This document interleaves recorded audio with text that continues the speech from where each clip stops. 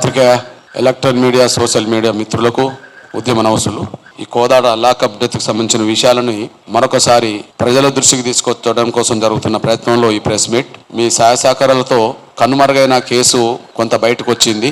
అయితే ఇంకా సంపూర్ణ న్యాయం వైపు ముందుకు తీసుకెళ్లే దిశగా జరిగే ప్రయత్నాలు కొనసాగుతున్న దశలో మళ్ళీ కీలకమైన ప్రెస్ మీట్ జరుగుతుంది. మీ సహాయ సహకారాలు అందించాలని కోరుతున్నాను. విజ్ఞప్తి, ఈ దేశంలో జరుగుతున్న ఎన్కౌంటర్లన్నీ 100% పోలీసు హత్యలేనని చెప్పలేము. కానీ ఈ దేశంలో జరుగుతున్న లాకప్ డెత్తులన్నీ 100% పోలీసుల హత్యలే.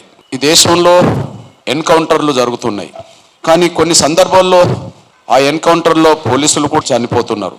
90% కాకపోయినా ఒక 10% సంఘటనలైనా పోలీసులు చనిపోతున్నారు. ఈ దేశంలో ఉండబడే పోలీస్ వ్యవస్థ నేరాలను నియంత్రించడానికి ఏర్పడ్డ వ్యవస్థ అది. కానీ ఈ దేశంలో ఆ వ్యవస్థే నేరాలు ఎక్కువ చేస్తున్నది. బహుశా నేరాలను నియంత్రించడానికి ఏర్పడ్డది అనుకున్నమే కానీ అది జనాభాను నియంత్రించడానికి ఉన్నట్టుగా కనిపిస్తున్నది. పెరుగుతున్న జనాభాను తగ్గించడం కోసం ఈ పోలీస్ వ్యవస్థ ఉన్నదా అని అనుమానాలు రేకెత్తించే విధంగా, ఆ అనుమానాలే నిజమనే విధంగా వారు చేస్తున్న హత్యల పరంపర రోజు రోజు పెరుగుతున్నది. అందుకు సాక్షిగా 2025లోనే, అది జనవరి మొదలుకొని డిసెంబర్ చివరి వారంలో ఉన్నాం. ఇప్పటికీ ఈ దేశంలో లాకప్ డెత్తులు, కస్టోడియల్ మరణాలు 1650 జరిగినాయి. ఈ ఒక్క సంవత్సరమే 1650 మంది లాకప్ కస్టోడియల్ డెత్తులో మరణించారంటే ఇంతమందిని ఏ వ్యవస్థ కూడా చట్టవిరుద్ధంగా చంపలేదు. రౌడీల మధ్యలో హత్యలు జరుగుతుంటాయి, లేదా అక్కడక్కడ రాజకీయ హత్యలు జరుగుతుంటాయి, లేదా మత కల్లోల మధ్యలో కూడా హత్యలు జరుగుతుంటాయి, లేదా ఆర్థికంగా వచ్చిన గొడవల వల్ల, లేదా రియల్ ఎస్టేట్కి సంబంధించిన వ్యాపారుల మధ్యలో వచ్చిన గొడవల వల్ల ఎన్నో రూపాలుగా ఈ దేశంలో హత్యలు జరుగుతున్నాయి. కానీ పోలీస్ వ్యవస్థ చేసిన హత్యల సంఖ్య ఎక్కువ ఉన్నది.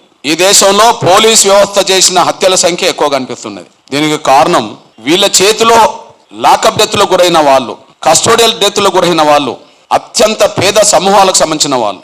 వీళ్ళ పట్ల దారుణాతి దారుణంగా పోలీస్ స్టేషన్లో చిత్రహింసలు జరిగితే, ఆ చిత్రహింసల వల్ల ప్రాణాలే కోల్పోతే కనీసం ఇంతవరకు ఒక్క కేసులో కూడా సంపూర్ణ న్యాయం జరగలే. ఇతరాత్ర హత్యలు జరిగిన చోట, ఇతరాత్ర నేరాలు జరిగిన చోట కనీసం ఒక 50% శిక్షలు వేస్తున్నారు. అది యావజ్జీవ శిక్షో ఇంకోటో జరుగుతుంది. కానీ ఇక్కడ ఎక్కువ నేరాలకు పాల్పడుతున్నది పోలీసులే, కానీ 1% కూడా వాళ్ళకి ఇప్పటివరకు శిక్షలు వాళ్ళే. దానివల్ల మేము ఏమి చేసినా మేము అరెస్ట్ కాము, మాకు శిక్షలు ఉండవని చెప్పి పోలీస్ వ్యవస్థలో ఉండబడే కొంతమంది దుర్మార్గమైన మనస్తత్వం గల వాళ్ళు పెట్టేగిపోతున్నారు.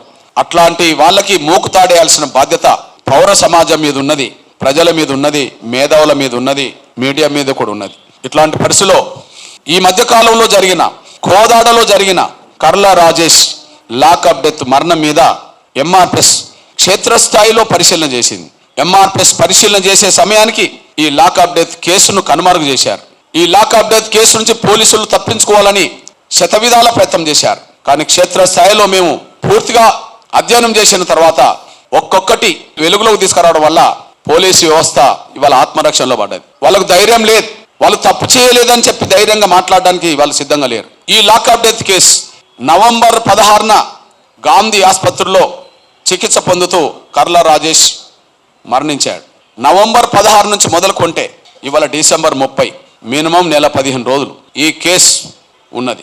ఈ నెల 15 రోజుల్లో ఎంఆర్పిఎస్ కోదాడ మొదలుకొని సూర్యాపేట జిల్లా మొదలుకొని హైదరాబాద్ వరకు పోలీసుల మీద నిర్దిష్టమైన అభిప్రాయాలు చెప్తూ వస్తున్నది. అది అక్రమ నిర్బంధంలో పోలీసులు పెట్టిన చిత్రహింసల వల్ల అనారోగ్యానికి పాలైన కర్ల రాజేష్కి కోర్టుకు హాజరుపరిచే ముందు కోర్టు ప్రాంగణంలోనే ఒక ఇంజెక్షన్ ఇప్పించి ఆయనను జైలుకు పంపడం ద్వారా, ఆ తర్వాత జైల్లో మరింత అనారోగ్యం గురై ఆయన హుజూర్నగర్ ఆసుపత్రిలో, సూర్యాపేట ఆసుపత్రిలో, చివరికి అంతిమంగా హైదరాబాద్ గాంధీ ఆసుపత్రిలో వచ్చి ఆయన మరణించాడు. మేము మొదటి నుండి స్పష్టంగా చెప్పాం, ఇది ఇల్లీగల్ కస్టడీలో చేసిన చిత్రహింసల వల్ల ఆయన చనిపోయాడు అని. దీనికి బాధ్యులు చిలుకూరు పోలీస్ స్టేషన్ పరిధిలో ఉండబడే పోలీసులు, ప్రధానంగా ఎస్ఐ సురేష్ రెడ్డి, దీన్ని చూసి చూడనట్టుగా వ్యవహరించిన సిఐ, ఈ కేసును కనుమరుగు చేయాలని ప్రయత్నం చేసిన ఒక డిఎస్పి, దీన్ని పక్కదారి పట్టించే ప్రయత్నం చేసిన సూర్యాపేట ఎస్పీ కూడా దీనికి బాధ్యులు. కర్ల రాజేష్ చనిపోవడానికి ప్రత్యక్షంగా బాధ్యులు ఉంటే ఆ కర్లా రాజేష్ కేసును కనుమరుగు చేయడానికి ప్రయత్నం చేసిన వాళ్ళు కూడా డిఎస్పీ మొదలుకొని ఎస్పీ వరకు ఉన్నారు. ఇది మా వాదన, మా అభిప్రాయం. ఇది కోదాడ మొదలుకొని హైదరాబాద్ వరకు చెప్తూ వస్తున్నాం. ఈ చెప్పే విషయంలో డిఎస్పీలకు కలిశాం, ఎస్పీలకు కలిశాం, డీజీపీలకు కూడా కలిశాం. అదే సమయంలో మానవ హక్కుల కమిషన్ దృష్టికి తీసుకెళ్ళాం, ఎస్సీ జాతీయ కమిషన్ దృష్టికి తీసుకెళ్ళాం. ముమ్మాటికి ఇందులో నేరస్తులు, నిందితులు పోలీసులే అని చెప్పాం. పోలీసులకు కనీసం వివరణ ఇచ్చే దమ్ము లేదు, జవాబు చెప్పే దమ్ము లేదు, మేము మాట్లాడుతున్న దాన్ని తప్పు అని చెప్పి ఖండించే దమ్ము లేదు. అంత ఆత్మరక్షణలో పడ్డది పోలీస్ వ్యవస్థ. ఆత్మరక్షణలో పడి కూడా ఒక ఎస్ఐని కాపాడే ప్రయత్నం చేసుకుంటున్నారు. ఆత్మరక్షణలో పడి కూడా ఒక స్టేట్మెంట్ ఇవ్వలేని పరిస్థితిలో ఉన్నది ఈ డిపార్ట్మెంట్ వల్ల. కాదు, మేము అక్రమ నిర్బంధాలు పెట్టలేదు, కృష్ణమాదేవి గారు ఎంఆర్పీఎస్ శ్రేణులు మాట్లాడుతున్నది తప్పు అని చెప్పి బహిరంగంగా ఎందుకు చెప్పరు? చిత్రహింసలు పెట్టలేదు, కోర్టు ప్రాంగణంలో మేము ఇంజక్షన్ ఇవ్వలేదు అని బహిరంగంగా ఎందుకు రారు? బహిరంగంగా వాళ్ళు వస్తే మరింత దొరికిపోతారని, సమాజం ముందు నేరస్తులుగా ఖచ్చితంగా నిలబడతారని కనీసం ఒక ప్రెస్ మీట్ పెట్టి వివరించే పరిస్థితులు వాళ్ళు లేకుండా పోయారు. అయినప్పటికీ ఈ రాష్ట్రాన్ని పరిపాలిస్తున్న రెడ్ల ప్రభుత్వం, ముఖ్యమంత్రి రెడ్డి, హోంశాఖ అయిన పరిధిలో ఉన్నది డీజీపీ శివధర్ రెడ్డి. ఒక రెడ్డిని కాపాడడం కోసం ఇంత ప్రయత్నాలు జరుగుతున్నాయి. ఇందులో ప్రధాన నిందితుడు చిలుకూరు ఎస్ఐ సురేష్ రెడ్డి. ఆ సురేష్ రెడ్డిని కాపాడడం కోసం పోలీసు వ్యవస్థలో ఉండబడే ఉన్నతాధికారులు కులతత్వాన్ని ప్రదర్శిస్తున్నారు. ఎగ్జాంపుల్ చెప్తున్నా, ఈ కేసును కనుమరుగు చేసే కుట్రలో లేదు లాకప్ డెత్ కాదని చెప్పే ప్రయత్నం చేయడంలో అక్కడ డిఎస్పీగా ఉన్నది రెడ్డి, శ్రీధర్ రెడ్డి. ఎస్ఐసిఐ వల్ల కొంతమంది పోలీసుల వల్ల మా బిడ్డ చనిపోయిందని చెప్పి కేసు నమోదు చేస్తే ఫిర్యాదే తీసుకోలే. 2 సందర్భాల్లో ఫిర్యాదు చేశాం, ఫిర్యాదే తీసుకోలే. చట్టం ఏం చెప్తుంది, కోర్టులు ఏం చెప్తున్నాయి?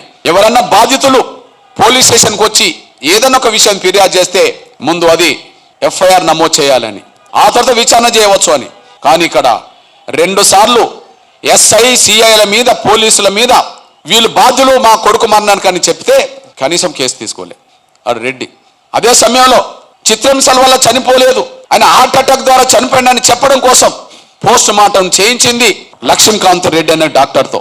గాంధీ ఆసుపత్రిలో ఇంకా వేరే సామాజిక వర్గాల రెడ్లు లేరు, లక్ష్మీకాంత్ రెడ్డి అనే ఒక డాక్టర్తో ఇది చేయించారు. ఆ రోజు ఎస్ఐ అనబడుతున్న సురేష్ రెడ్డి హైదరాబాద్ గాంధీ ఆసుపత్రిలో ఉన్నాడు. ఒక రిమాండ్ ఖైదీ జైలు నుంచి అనారోగ్యంతో వచ్చినారు అనుకుంటే అక్కడ ఎస్కాట్ వాళ్ళు ఉంటారు. చిలుకూరు ఎస్ఐ రావాల్సిన అవసరం లేదు, లక్ష్మీకాంత్ రెడ్డితో మాట్లాడాల్సిన అవసరం లేదు, లక్ష్మీకాంత్ రెడ్డితో ప్రధాన రాజకీయ నాయకులతో మాట్లాడించే పరిస్థితి లేదు. కానీ అక్కడ ఉన్నారు. వీళ్ళని కాపాడడానికి అక్కడ ప్రయత్నం చేసింది, వీళ్ళని సురేష్ రెడ్డిని కాపాడడానికి నిరంతరం ప్రయత్నం చేసింది కోదాడ ఎమ్మెల్యే ఉత్తమ్ పద్మావతి రెడ్డి. ఉత్తమ్ పద్మావతి రెడ్డి గారు సురేష్ రెడ్డిని కాపాడడం కోసమే ఆమె ఎమ్మెల్యే గెలిచినట్టుగా అనిపిస్తున్నది. ఈ విషయాన్ని నేరుగా నేను ఉత్తమ్ కుమార్ రెడ్డి గారి దృష్టికి తీసుకొచ్చా, నేరుగా కలిసి వివరించా. ఎమ్మెల్యేనే సురేష్ రెడ్డిని కాపాడుతుంది అని ఆమె ముందే చెప్పా. కనీసం మంత్రి ఈ రోజు వరకు కూడా కోదాడ లాకప్ డెత్ మీద కనీసం ఒక మాట కూడా మాట్లాడలే. ఉత్తమ్ కుమార్ రెడ్డి గారు ఒక మాట కూడా మాట్లాడలే. అంతకుముందు మరియమ్మ లాకప్ డెత్ గురైనప్పుడు కాంగ్రెస్ పార్టీ అధ్యక్షుడి హోదాలో ఉత్తమ్ కుమార్ రెడ్డి గారు గవర్నర్కు లేఖ రాశాడు, ముఖ్యమంత్రికి లేఖ రాశాడు, ముమ్మాటికి పోలీసులు చేసిన హత్య అని చెప్పగలిగాడు. కానీ ఆయన సొంత జిల్లాలో, ఇప్పుడు సూర్యాపేట జిల్లాలో కోదాడలోనే వాళ్ళ శ్రీమతి గారు ప్రాతినిధ్యం వహిస్తున్న కోదాడలోనే ఒక లాకప్ డెత్ జరిగితే నెల 15 రోజులు వస్తున్నది. ఇంతవరకు ఒక మంత్రి హోదాలో కనీసం దాన్ని ఖండించలేదు. అంటే స్పష్టంగా అర్థమవుతుంది. మేము డీజీపీ గారు శివధర్ రెడ్డి గారి దృష్టికి తీసుకొచ్చాం, ఒక ఎస్ఐని కూడా ఆయన సస్పెండ్ చేయలేదు. పైపెచ్చు ఒక బీసీసీఐని ఆయన సస్పెండ్ చేశాడు. ఇక్కడ తప్పులు 99% చేసింది ఎస్ఐ, దాన్ని చూసి చూడనట్టుగా ఒక సందర్భంలో పోయింది సిఐ. 100% తప్పులు చేసింది ఎస్ఐ, ఆ తప్పుల వల్ల బలైంది ఒక దళిత యువకుడు, దాన్ని చూసి చూడనట్టుగా విధి నిర్వహణలో చూసినట్టుగా పోయింది సిఐ.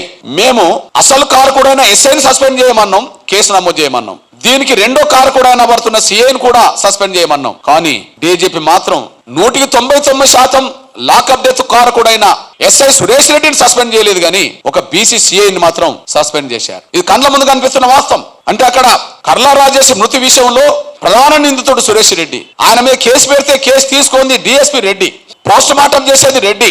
ఆ పోస్ట్ మార్టం చేస్తున్నప్పుడు వీడియో తీయాల. ఆ వీడియో తీయడానికి హైదరాబాద్ లో ఎక్కడ వీడియోగ్రాఫర్లు దొరకలే. కోదాడ నుంచి రామకృష్ణారెడ్డి మయూరి కలర్ ల్యాబ్ నుంచి తీసుకొచ్చారు. కోదాడ నుంచి మయూరి కలర్ ల్యాబ్ కి సంబంధించిన రామకృష్ణారెడ్డిని తీసుకొచ్చి చేయించారు. అంటే తనను తప్పించడం కోసం రెడ్డి వ్యవస్థ అంతా ఒకటిగా నిలబడ్డది అనడానికి ఇది సాక్ష్యం. నేను సూటిగా డీజీపీని అడుగుతున్నా, శివధర్ రెడ్డి గారు ఈ కేసులో రాజేష్ కేసులో 99% ఎస్ఐది తప్పు. ఎస్ఐలో దోషి. ఆయనను సస్పెండ్ చేయకుండా మీరు సిఐని ఎలా చేశారు? మేము ఇద్దరిని చేయమన్నాం. ఒకరు ప్రధాన కారకుడు, ఒకరు నిర్లక్ష్యానికి బాధ్యుడు. కానీ ప్రధాన కారకుడైన సురేష్ రెడ్డిని మీరు చేయలేదు, మీరు సిఐ గారిని చేశారు. ఇక్కడ పరిస్థితి ఎంత దూరం వచ్చిందంటే లాకప్ డెత్ జరిగినప్పుడు పోలీసులు ఏదైతే జనరల్ గా చెప్పే వాదన ఉన్నదో ఇక్కడ గదే చెప్పే ప్రయత్నం చేశారు. 99% తప్పించుకోవడానికి కారణం ఏంటంటే వాళ్ళు ప్రతి లాకప్ డెత్ లో చెప్పేది ఒకటే, మేము పలాని సమయంలో ఆయన మీద ఫిర్యాదు వచ్చింది, ఆ ఫిర్యాదు మేము కేసు నమోదు చేయాల్సి వచ్చింది, ఆయనను పలానా టైంలో అరెస్ట్ చేశాము, 24 గంటల్లో కోర్టుకు హాజరుపరిచాము, ఆయన అనారోగ్యానికి గురై జైలు నుంచి హాస్పిటల్లో పోయి చనిపోయిండు, మాకు సంబంధం లేదని చెప్పి ఇదే కథ ఈ 1650 కూడా అల్లుతారు. కానీ ఇక్కడ అది చెల్లదు. ఎందుకంటే 8వ తారీఖు నాడు ఫిర్యాదు వచ్చిందంటే 8వ తారీఖు నాడు కేసు నమోదైందని మీరే రికార్డు చెప్తే, 9వ తారీఖు నాడు అరెస్ట్ చేశామని చెప్పి మీరే రికార్డు చెప్తే, 10వ తారీఖు నాడు కోర్టుకు హాజరుపరిచామని మీరే రికార్డు చెప్తే ఆ రికార్డు మాత్రమే మీది. కానీ అందులన్నీ తప్పులే.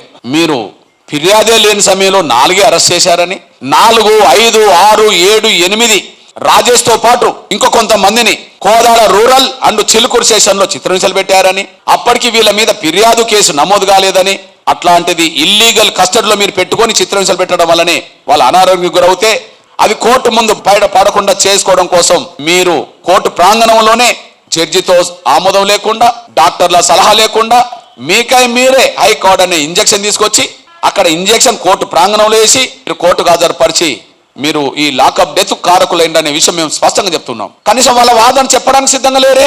అవును, మేము 8 వాళ్ళ మీద రాజేష్ మీద ఫిర్యాదు వచ్చింది, 8 మేము కేసు నమోదు చేశాం, 9కి మాత్రమే అరెస్ట్ చేశాం, 10 నాడు రిమాండ్ చేశామని చెప్పి కనీసం ప్రెస్కు రావట్లేదు వాళ్ళు.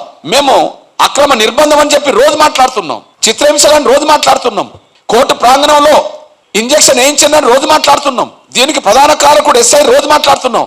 దీనికి ఖండించలేరు, దీనికి జవాబు చెప్పలేరు, దీనికి వివరణ ఇవ్వలేరు. ఇట్లాంటి పరిస్థితిలో సురేష్ రెడ్డిని కాపాడడానికి ఎంత తొందరపడ్డారంటే వాళ్ళ రిమాండ్ రిపోర్ట్ అంతా తప్పుల తడక.